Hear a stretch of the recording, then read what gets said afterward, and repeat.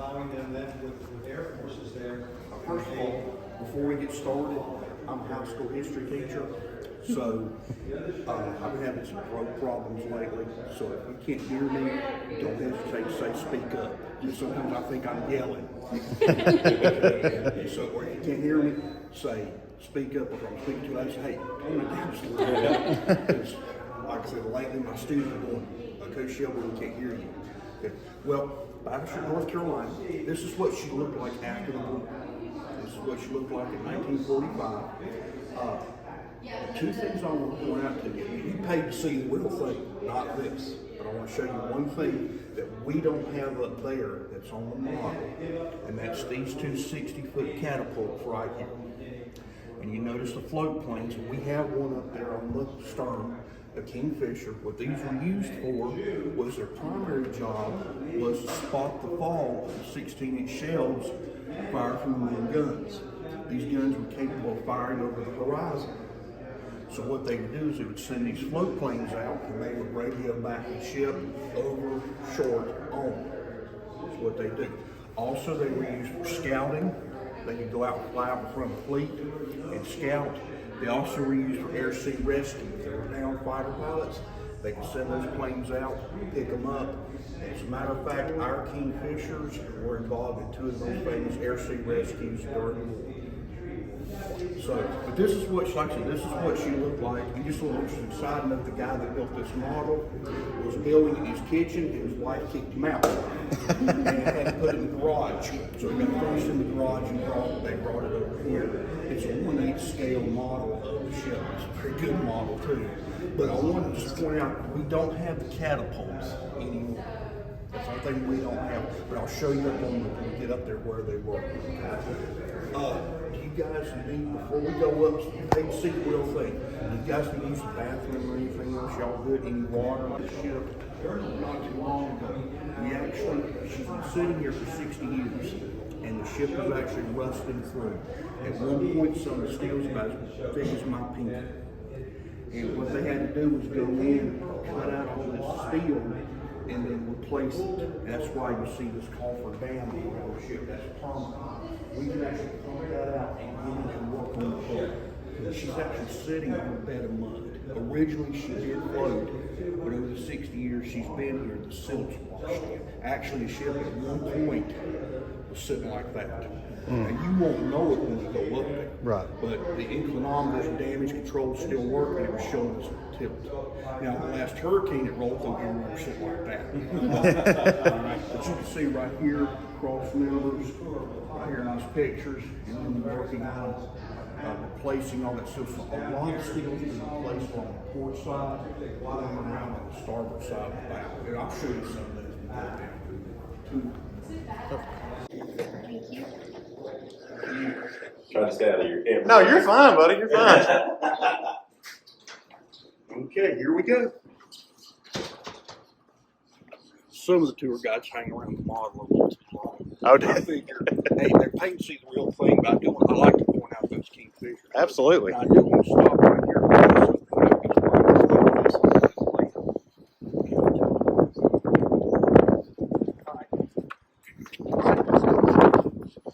See this ledge right there? Okay, that's the armor belt. Okay, what happens is the ship is, see, I left my regular notebook at home. The ship's hull comes in like this, and then it bilges out like that. We say she's got hips. All right, what you can't see is the torpedo blister that's underwater. That's a torpedo defense system. That's the thing you can't see. If you want to get out there, straight off the bow, you can see something like this. Armor belt, torpedo blister, like that. Okay, so she's straight now. All right, now that armor belt is only designed to defend those 14-inch shells. We are not designed to have that. That was a late change in the design program because we found out the Germans and the Japanese were all cheating on the London Naval Treaty and building 16-inch and 18-inch guns. North Carolina was originally planned to carry 12 14-inch guns, And literally, after they laid the keel of this ship, they changed it at the last minute to 960. We can't. It's always good.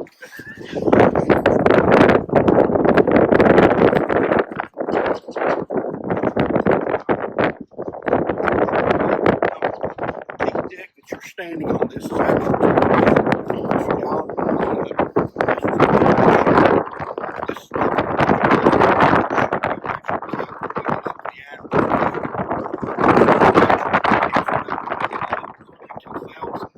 but it's still keeping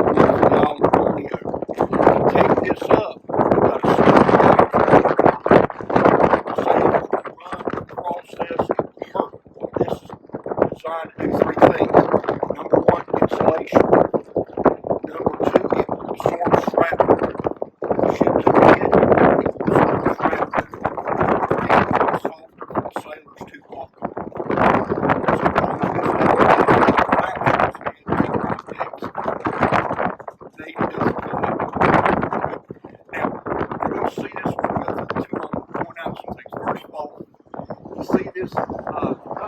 Right here, looks like I call it a W-shaped radar dish. That is 37 millimeter. There were 8 guys inside of that thing.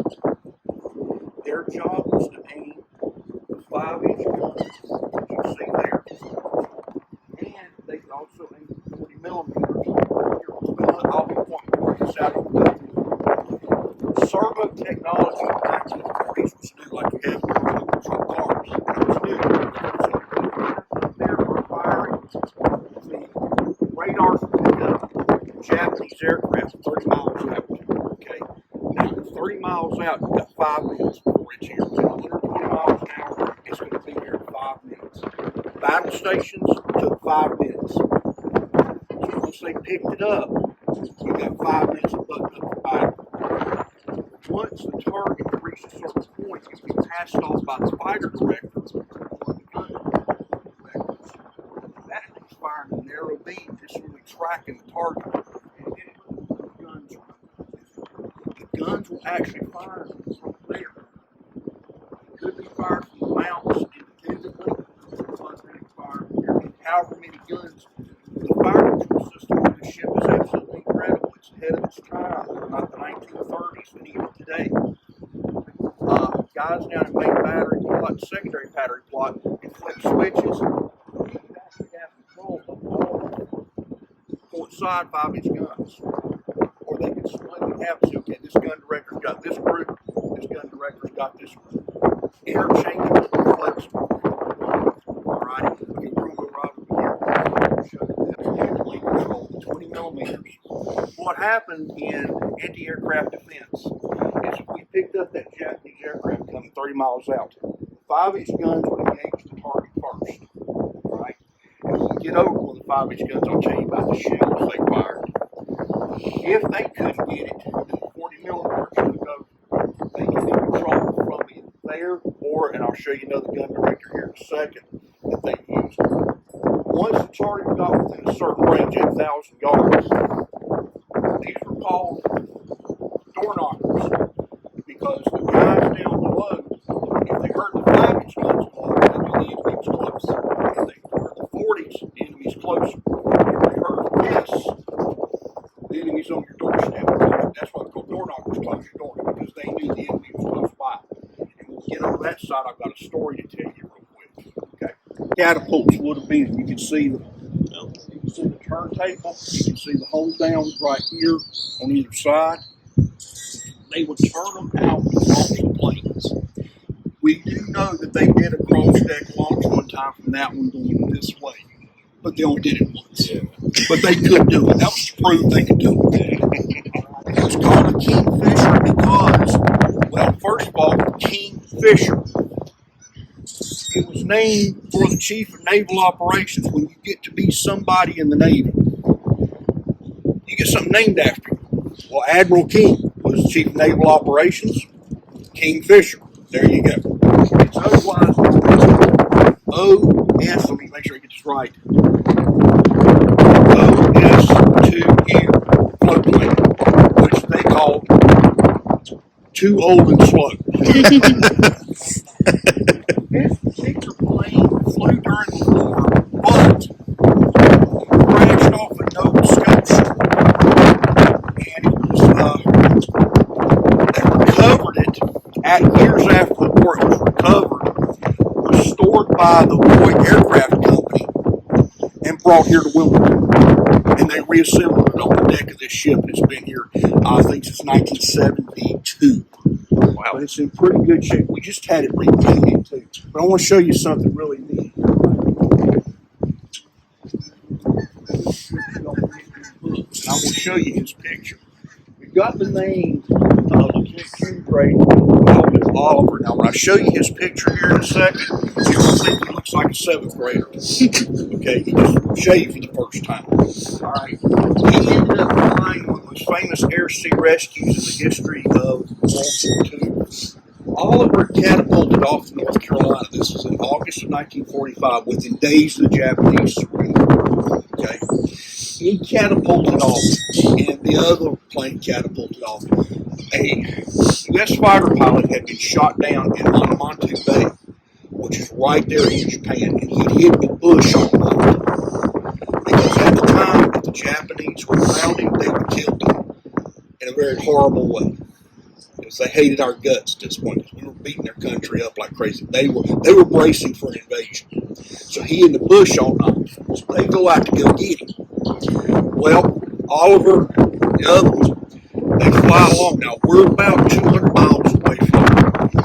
They get there. The first plane lands. Oliver's orbiting. He's watching. The other plane lands. Now, if you notice, it's a two-seater aircraft. And when they would go out for air sea rescue, only one guy flew. Back seat was empty. It's a two-seater. You're picking up somebody. Well, the guy lands. Oliver's watching this. Well, the pilot of the first plane stands up to throw the pilot the rope. Well, by the time he stands up, throws the rope, a wave hit the plane, knocks him out of the plane. As he gets knocked out, his foot hits the throttle. Now you got two guys in the water right there on the beach, and the Kingfisher bouncing across the bay like this, and the Japanese are shooting at him. Nobody hit him. Well, Oliver thinks, he got him. Then he looks. Nobody's in the plane. Then he sees on the beach two guys doing this.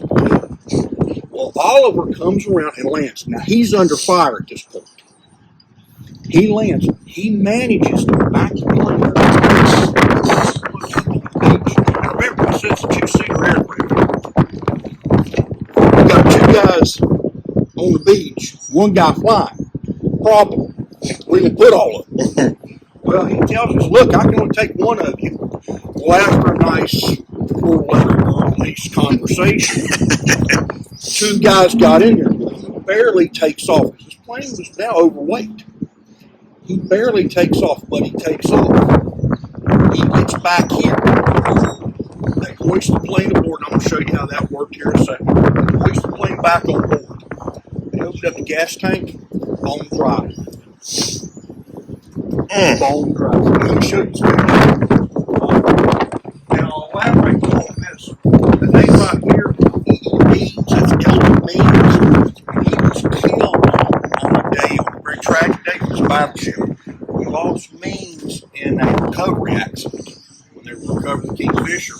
But earlier that day, we had taken a 5-inch round of friendly fire, and they were shooting at Japanese planes, one of the destroyers, and hit our fire control tower. And I'll show you where that happened. 3 men were killed there, and then we lost him later on that day. So it was a tragic day for the North Carolina. That's why his name is up there on the plane. That's his one. Let me show you all. That's him. Let's see, it looks like a 7th grader. Right? Looks like a 7th grader right here. This is the other most famous air sea rescue, April 30th, off a truck. Lieutenant John Burns was sent out to pick up a downed aviator. Well, he picks this guy up, and the guy says, hey, there's a guy down over there. So he taxis the plane over, picks this guy up. Oh, hey, there's a guy down over there floating around. So he picked him up. By the time he was done, he picked up about 10 guys. You can see them sitting there. The plane's starting to sink. USS Tang surfaced near them, picked them all up, sunk the Kingfisher with gunfire, and returned them about, I think, 10 or 15 days later when the sub finally put into port. Returned everybody. Now, how did they get these planes on board? Well, obviously, they catapulted them off. How'd you get them back on board? Well, here's how it worked. Here's just a picture.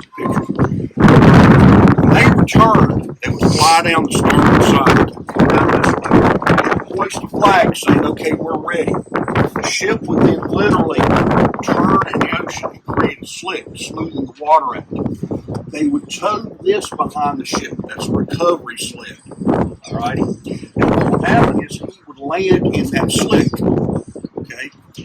Come up and snag a hold of this. You can see the float right there. You can see the hook right there. Just where it's anchored up. Literally, they reel him in like a fish. They reel him in. And then what would happen is they'd swing this crane around, drop the hook. The pilot actually had to stand up. Now, this was dangerous, especially when you're water. You're not like this out here. I mean, those are like this. You have to take the hook it on, and then they hoist it up. There you see a recovery right there. And I've got one stuck. Like I said, I wish I brought my other book. I got some better pictures. But there's a recovery right there.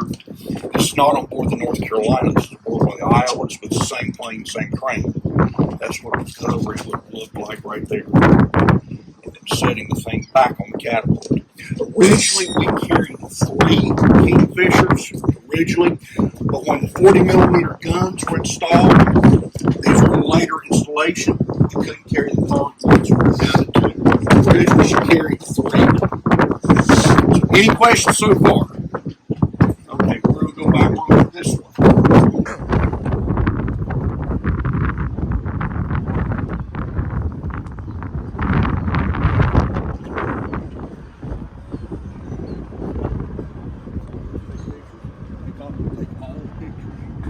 Set up. We have a group of guys that come aboard the Living History crew. And what they do is they reassemble this gun, not all the parts are in here for it. And they actually reassemble this gun for what it looked like during the 1940s. But I want to show you something. Not this particular, but there was a gun mount just like this one here. I'm going to show you. This is why they called them door knockers. You see where the bridge disappears in the tree line? Mm-hmm. All right. That's about 800 yards. Okay? This particular gun mount right here shot down a Japanese hero at 800 yards. Wow. That shows you how close they got. So they were right on top of us at times. Now, one thing, you're probably here on vacation, you're probably driving down, enjoying the early part of the spring. I don't mean to harsh your vacation with this next story, but I tell this story because you see all this and you forget there were 2,100 men on this ship. They were roughly 18 to 20 years old. Kids fought the war. Yep. That's what you have to remember. Our first battle casualty was George Conway.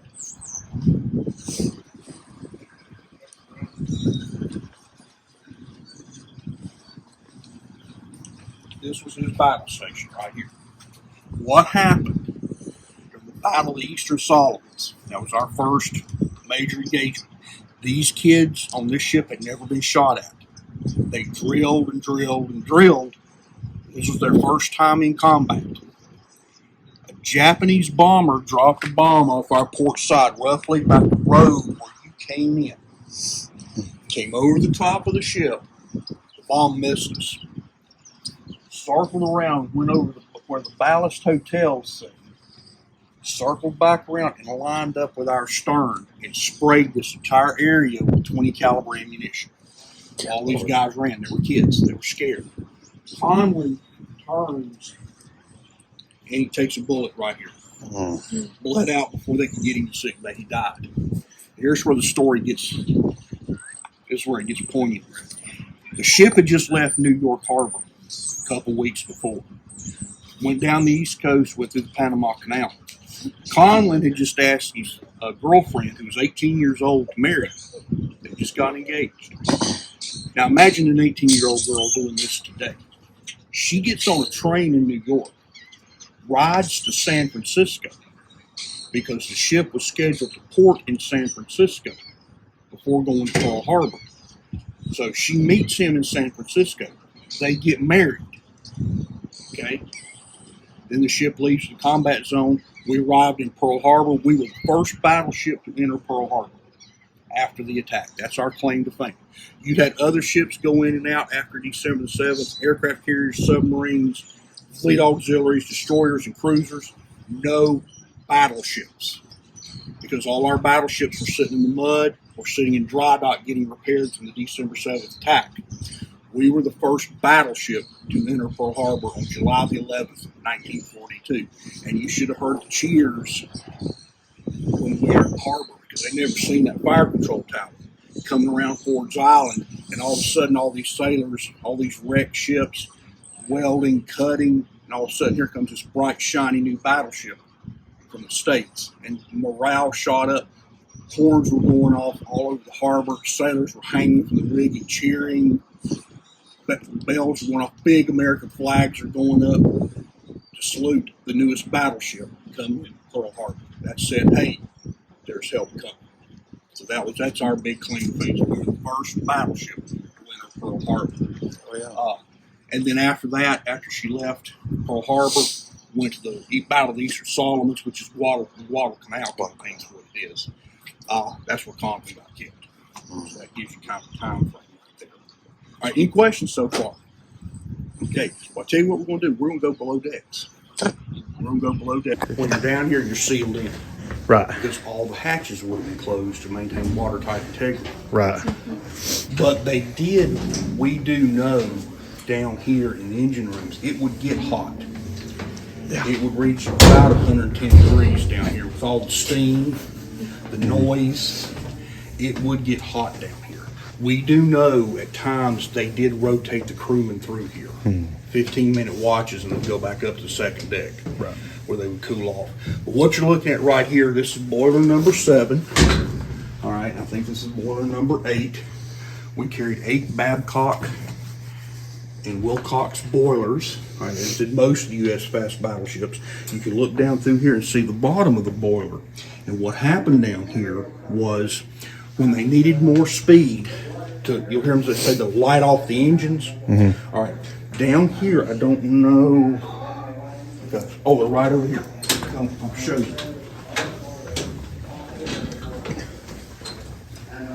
The burners, if you see those red things right there, those are the burners. What they did was they had these little things that looked like L's. Stuffed in the end of it was a piece of wadding. When they say they lit off the boilers, literally that's what they did. Everybody back in the 1940s smoked. Right. So everybody carried a Bic lighter. Well, literally, they would take the Bic lighter, light the end of that burner, stick it in there, and all of a sudden you'd hear a whoosh. And that's the boiler lighting off. That would take about 30 minutes for it to become superheated, for it to be ready to go. They always kept one boiler online at all times.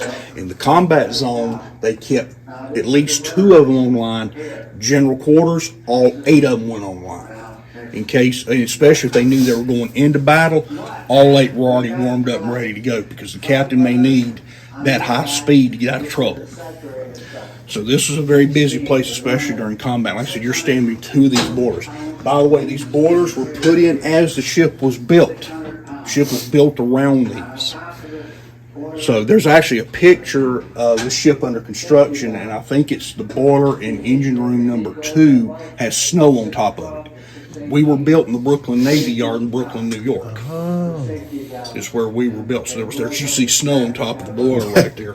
Okay, we're going to come right over here now. What happened is, what this basically did is the boilers were used to heat the water, to turn it into steam. Now, it's the same steam you got coming out of your coffee pot. The only difference is this is superheated high-pressure steam. If one of these steam lines broke, okay, it's going to cut you in half. That's how powerful it was. And what the job was, to heat the water into steam, and turn that into kinetic energy so it hits this turbine. What's happening is it's hitting this turbine, the steam's turning the turbine, and therefore it's going through this reduction gear and turning the prop shaft. And what we'll do is we'll go around this way and I'll show you one of the prop shafts. Okay, we'll go around this way. Here's one of the propeller shafts right here. This is one of them. Right there you go. You can see the propeller shaft right there. Actually, you are looking at the very bottom of the ship down there. So I'll take that back, I lied to you. We are a triple bottom ship, okay? But that is the bottom of the ship down there. Now, we don't take tours down there because that's dangerous. I have gotten to go down there. You got to go down that ladder. It ain't fun. But anyway, fluid needs to the bottom of those boilers, too. When I was talking about the burners, we can actually open those burners up and stick those things in there still. Nothing's going to happen. This is our museum department, so you can see what it looked like. But it has been restored. They have done a fabulous job. There's a lot of things around here that you're going to see that our museum folks have done an excellent job with. Okay, we're going to go back up to the second deck. I was confused. And the hooks are still here, but they hang the sides of beef right here. This is not the original butcher block, but it is like the one we had. A guy had this in a barn in Tennessee, donated it to us. We actually got it down here through one of the hatches and a lot of lifting. This was fashioned from the pictures that we have. So that's the original knife slots right there. This is where they cut the beef. And right there, that's one of the refrigerators. Now, I wouldn't have had this glass. We did that for museum purposes. Which you can see right there.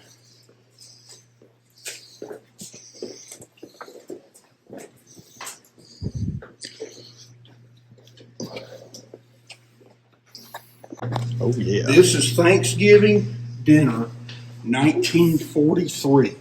Now, I'll go ahead and tell you, the battleship sailors, if you were assigned to a battleship, you had the best life. You were going to eat the best. You had the best meals. The battleship sailors had the life. If you went hungry on a battleship, that was your fault. And this is what it would have looked like. This is one of the main serving lines. I'll show you some others as we go through the galley right here. Okay.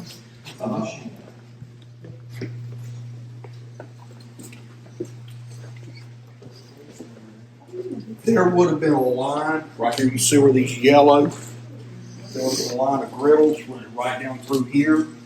You can see the vent hoods still here. Okay. This area was manned all day long practically. Even at battle stations, this area of the ship was manned by a skeleton crew because you could be at battle stations all day long. So they would come down here. They actually carried in the reefers, they carried cold cut meat, the same as you can buy in the grocery store. And they would make the gun crew sandwiches and take them up. You could come down here after the dog watch, which is the midnight to 4 a.m. watch. If you wanted a sandwich, there was somebody in here ready to make it. So this area was always manned. Every crewman did a 2-week rotation in here, by the way. So everybody had to come in here and work. And this is a very busy area because you are feeding basically roughly 2,000 men a day. And you're preparing breakfast, lunch, and dinner. The big meal, by the way, was lunch, not dinner. They fed them well at lunchtime. Dinner was going to be a light affair. Breakfast was going to be grits, eggs, well, powdered eggs, depending on where they were. The officers had to pay $1 for their stuff. The crew didn't. The officers paid $1 because they got extras. And they paid for it. But it was only $1. Back in those days, that was pretty good amount of money. But you can see the ovens right here. Like I said, here are the griddles right here. The kettles. All right. Now, everybody's heard those old stereotypical images of sailor peeling potatoes. Well, come right here. We have that. This is the potato peeler, but it does it automatically. Now you had to operate it, And you also have to know when to dump the potatoes out, okay? Because actually this thing will grind them down to nothing. But this would peel them, and they could actually pull this lever, potatoes would dump out, the peelings would then be flushed down and overboard and mixed up. And I'm going to show you that too, how it would mix with the propellers. But they can actually come here, hose this off. You see the lip right here. All right, but this is where they literally peel the potatoes. So that stereotypical image is actually true. I want to point out something as we go through this way. Our museum department, the vegetable locker over here, they restored all this. Once again, more fake food. But this is what it would have looked like. They have done a fabulous job of recreating a lot of this right here. But you can see this is a vegetable locker.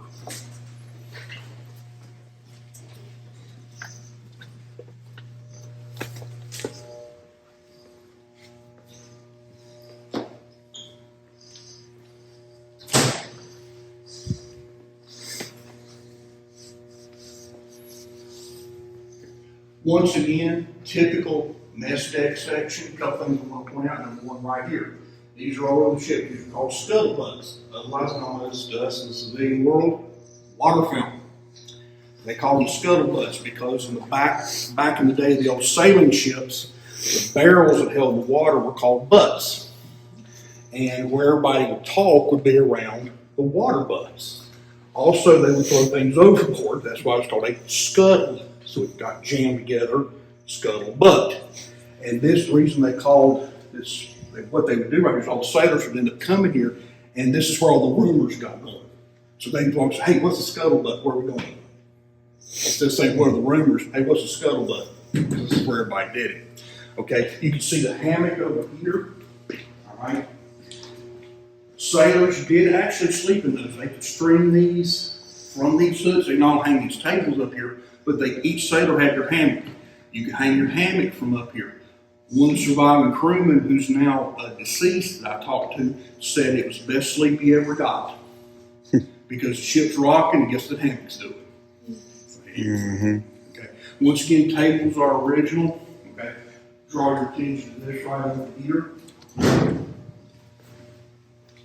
These trays are just like the ones you ate on in school, except the ones y'all probably ate on, the ones that I ate on, plastic, but same thing. These are original to the ship, by the way. They were left on board. Right here, remember when you had your tray, you had to go after you ate, you had to get rid of it. This is a scullery. This is where those trays were cleaned. You can actually see some of them right here. This was punishment.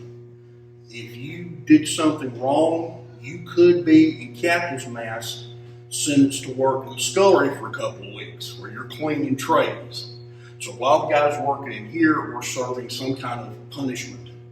We're doing something. Now, I want to point something out that I love to point out at this point. You notice where we are right now. Okay, if we go through this hatch, look to your left and look to your right and notice the large bolts. I'm going to show you something. Hatch. You see the bolts right here. Okay, and I'll show it to you again right over there. You see these heavy bolts right here. You just left the armored box. What you've got running from right there just forward of the number one gun turret is the armored box. All the ship's vitals are inside that box. The armor belt that I showed you just tapered right over there. So now we're outside one of the armor zones. Not that this area wasn't important, but none of the vitals are here. What is down below us is the rudder post. The rudder posts are in an armored box, a very heavy armored box. That was to protect the rudders. Outside of that, that's the only thing after this box that's vital. Okay. Now, I told you, battleship sailors had the best life. Well, first of all, let's start over here. This is the master at arms compartment. This is the ship's policeman. Okay. Now, there's a reason he's over here. Because there's something over there I'm going to show you in just a second that was very important. This is the chief master at arms compartment right here. You can see our museum staff has restored it. The K-pop jackets, the helmets. Those K-pop jackets, by the way, we still have about 1,000 of them on the ship down below. But like I said, the battleship sailors had the best of life. That is a steam serving table, by the way. They could actually have, this is part of the mess deck. This was one of the steam serving tables. They bring food out here. And they were running steam through here to eat food. And like I said, battleship sailors had the best of life. This is one of the ship's stores. You could come here and buy cigarettes, playing cards. If you got up in rank, you could come by here and get your rank. Okay. Also, right here, the aircraft carriers and the battleships had this. The destroyers, the submarines did not. This, in Navy terminology right here, is called the evac stand. In civilian terminology, soda stand. All right, and you can come here and get soft drinks. You can see the old Coke and Pepsi logos in there. Pepsi was born here in the Carolinas. It's native to North Carolina. Those are the old names. Actually, Pepsi is on the back of that. I've seen it on some of their bottles. The O2 tanks over there are original to the ship. They've just been restored. But you can come here and get sodas and milkshakes. So the battleship sailors had the best of life. So, but only the aircraft carriers and battleships had this. The destroyers did not. So the destroyer guys would come over here and guess where the first place they'd come? Right here. They want to hit something they ain't got. We just opened this up. I'm not going to go down there. And like I said, it's not that you're missing some vital important. Like you want to see the guns. All this is right here is a gigantic refrigerator. This is where the cold cut meat, the eggs. There's actually a freezer down there where they kept the extra ice cream that they made. And yes, they made ice cream. I'll show you that in a minute. But that's all this is. We just opened this up about 2 years ago. This is one of the first things that has been opened up in about 20 years on the ship. I wish I could take you down in there because I failed to point it out and I'm kicking myself for it.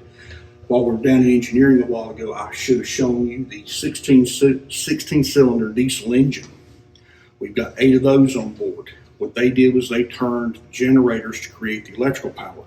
Down that hatch, and you go all the way down, there's 2 diesel generators sitting down there that powered the aft 16-inch gun. And they're sitting on a platform, and the problem is you could fall off that platform and get hurt. That's why we don't take the tours down there. Now, they'll take special tours down there, but we can't take the general public down there. Okay? So we're going to keep going this way to kind of show you more of the city is. You got to remember, one of the things is you've got 2,000 men on this ship, okay? Now think for a minute. What do you need in life? You got to have a place to sleep. You got to have a place to eat. You got to have a place to get your clothes washed. You got to have a barber. You got to have a dentist. Well, guess where we are? We're a small city. This is where the crew lived. That's what we're going to see right here. All right. We're going to go down this way.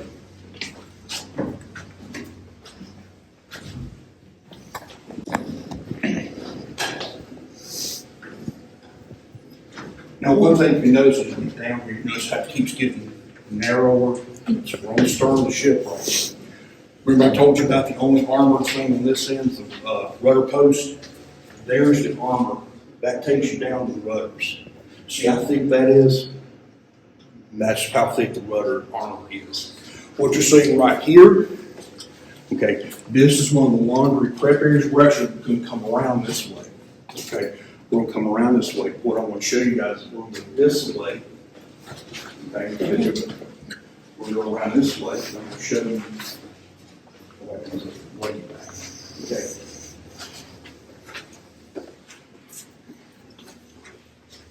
They had a print shop on board.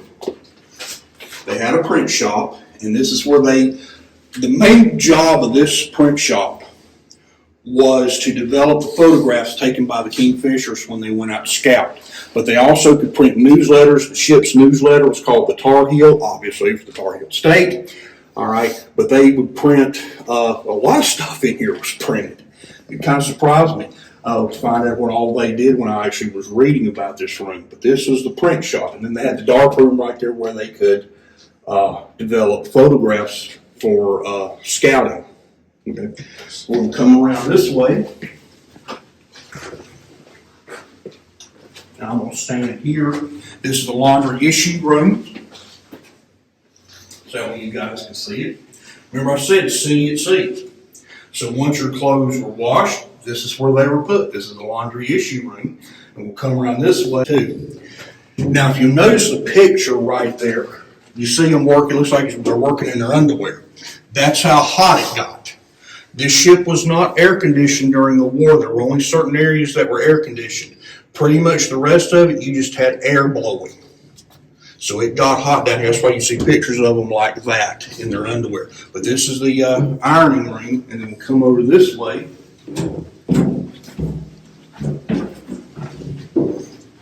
This is where the laundry was received and folded.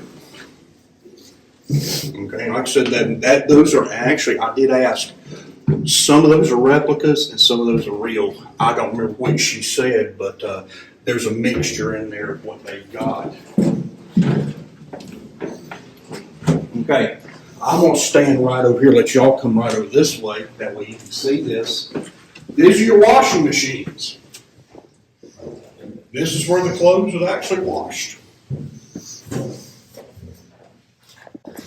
Now, I do want to point something out so you kind of know where you're at. If you notice this right here, this cross line, what this is marking is, this is the center line of the ship.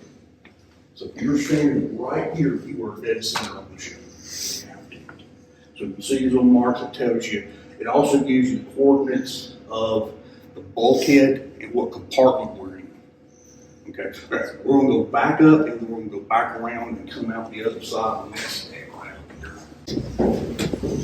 And this was the only one on board early on.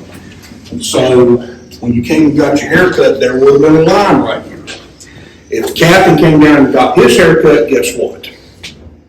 He got to go ahead all of them. The captain of the U.S. Navy warship, and this is still true today, is tantamount to God. Whatever he says goes, you do whatever he says, no questions asked. Ship doesn't do anything, go anywhere without the captain's permission. Nothing goes on the ship without the captain's permission. The captain can make your career or end your career. So the captain is tantamount to God.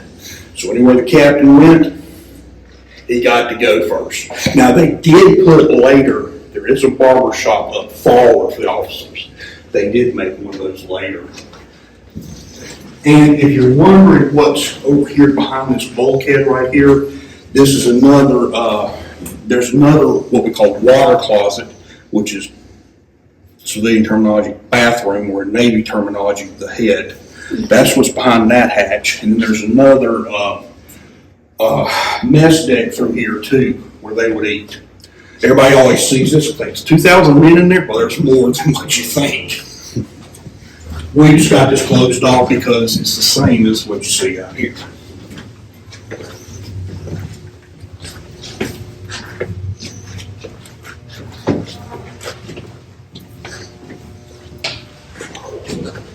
Also, I don't know if you noticed, you notice how this deck is slanted. Okay, you got this deck slanted. We're now coming up over top of the propellers. That's where we are. So, okay, right here's the post office. This was a main source of morale for the men. They were encouraged to write letters. They were encouraged. That was to keep morale up. The mail was not fast, but it got here. One of the things that they would do, though, is the officers not on duty had a job that they absolutely hated.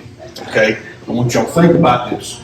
You sit down and you write a letter to your girlfriend or your wife, okay? You don't want to put personal stuff in there because guess what? It's going to get rid of it. Before that mail goes out of there, it's going to go up to the mess or the wardroom where the off-duty officers are going to open up your mail and read it to make sure you weren't writing something like this. We'll be bombing Iwo Jima on April the 13th. Well, here's what would happen. The mail would be picked up by a destroyer. We're staying at sea. That destroyer is going back to Pearl Harbor. Hopefully it makes it. But if it gets torpedoed, guess what happens to that mail? Put on the ocean. Japanese can find it. Oh, the Americans are going to bomb Iwo Jima on the 18th. So what those officers did was they had scissors, black markers, and they literally would cut the letters into confetti. Literally. Some of the ladies you see, they don't with the envelope, just paper for them. Because they cut, these guys would write stuff they weren't supposed to. So once it was censored, then it went off. Okay. Also behind you right here is another one of the ship stores right here. And I always like to point this out to people. Notice what you got right here. You've got brand names of stuff you can still get today. The Barbasol, Colgate, Snickers, those are actually replica containers. We've got some of the original boxes, not the actual candy, but the boxes, those are replicas though. But you can see your O. Henry, that used to be popular a couple years ago. Hershey's. Yeah, Hershey's. Tootsie Roll. Tootsie Rolls. As a matter of fact, all U.S. servicemen in Europe after D-Day carried chocolate bars with them. When they got into Germany, the German children were coming up going, chocolate, chocolate, because our guys were handing out the Hershey bars. And they go back to the resupply depots, pick up a whole box full of them, and go back out. And the German kids would come running up because they knew the American soldiers had chocolate bars. You guys find any letters after they dock it? Yes. As a matter of fact, we've got a whole treasure trove of letters. And letters that have been donated from former crewmen by their families, we've got them in our archives. So we've got a treasure trove of letters. She's going through it. She tries to go through as many of them as she can per day. Now, garbage grinder. Now, this guy right here had the worst job on the ship, but it was the most important job on the ship. Because you didn't just throw your trash overboard. Because here's what would happen. Japanese submarine surface finds your trash, they can track the ship. Mm-hmm. So what they would do is they would grind it. There was an officer that had to watch this. But this was an enlisted man's job, but he was important. His job was to grind that garbage. What happened was, when he ground it, there was a pipe going that direction. It dumped it out over the propellers. And while propellers were turning, it would mix it up in the ocean, and now it's clogged. Now, I'm going to walk around this way. I'm going to show you something. I remember I told you, the master at arms is over there. Okay, look at this.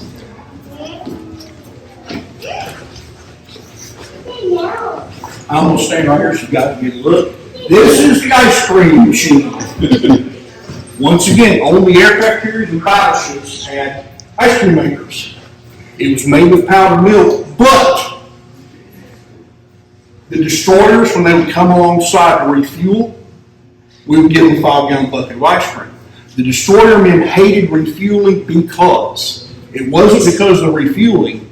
We would send them a 5-gallon bucket of ice cream. The officers would eat it for the crewmen got it.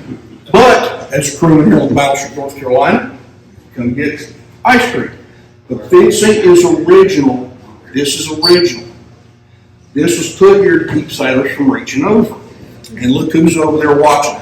That's why he's a master of arms. That's why he's all the way over there. During the 1944 refit of the ship, you would think the guns got the most attention. That got the most attention. Now remember, I told you, came into this compartment area, I told you about the armored box. Here you can see the heavy bolts. That's the outside of the armored box right here. We're going back in that armored zone. Okay? All right? I know, right?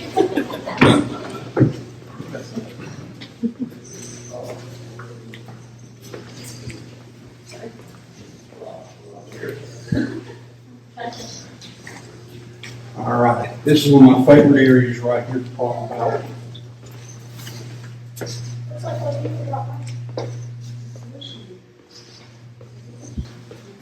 Throw a point out here. See what happens. People drop dolphins down there. I don't know. Dollar, you know where you go ahead and drop. I'll throw some down there. Okay, this is one of my favorite areas to show off right here because we call this the wishing well. But really what this was, first of all, y'all made a comment about the ladders. Look at the ladders going down.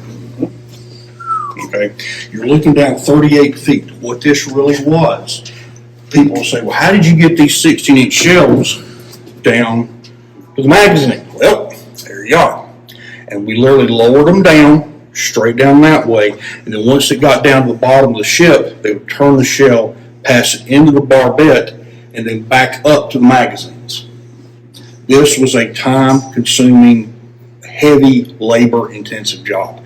We fired 855 rounds of 16-inch high-capacity barbette ammunition at the Battle of Iwo Jima. Can you imagine reloading?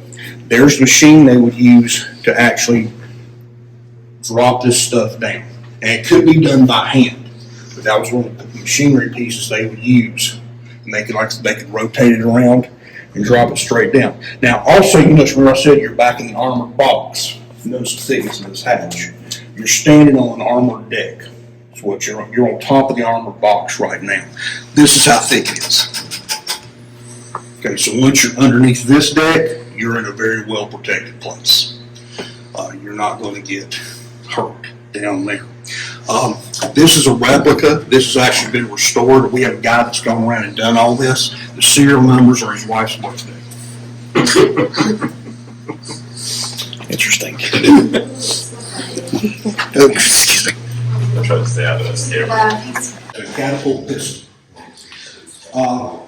We were sitting down here, we had a special event, we were working on the ship one Saturday afternoon, Battleship North Carolina, and Ken fed us down here. They feed us sub sandwiches. So all the volunteers, we're sitting at these tables eating.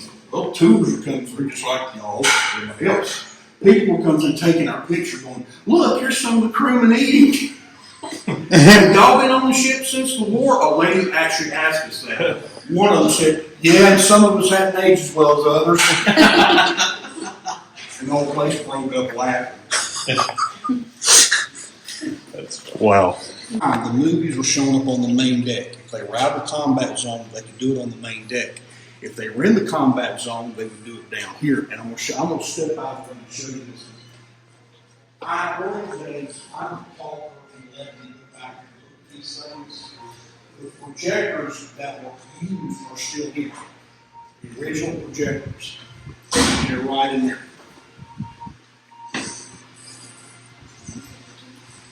And you can see an old turntable sitting there too. All that's original. The one thing I'm talker and let me go back there. I want to get my hands in it. I'm curious. I just want to see how it works. That's what I want to see.